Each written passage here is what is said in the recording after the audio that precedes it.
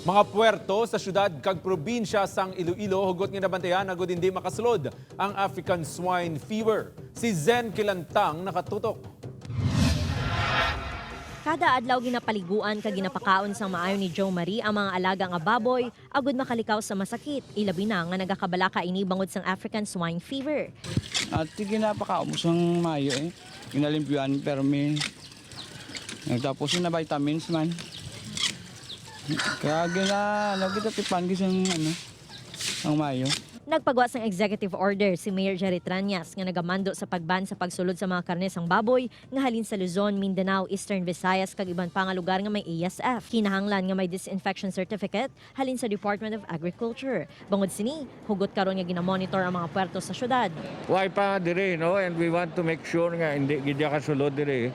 Kay balaan nyo isa sa dako nga industry diri sa aton sa probinsya. Hindi sa syudad kay te daway man kita dalagko nga piggery diri sa syudad is the piggeries no, and nagamahal subong ang presyo kay te ang ASF daw nagalibot na gid no. Mag-hire man ang city government sang dugang nga personal agud magbulig sa pagmonitor agud wala sang may makalusot nga mga karne nga may ASF. Sa probinsya sang Iloilo gina-disinfect man ang mga ginakargahan sang livestock. We have to guard our borders. So for the province of Iloilo, may designated kaming areas which is the International Airport and the Port of the Mangas, the Port of Estancia, and may mga gagmay kita nga port such as the Port of Ahoy and Carles. So we agreed nga we will install disinfection area. Upod Carumal Porquia, Zen Kinantang, One Western Visayas.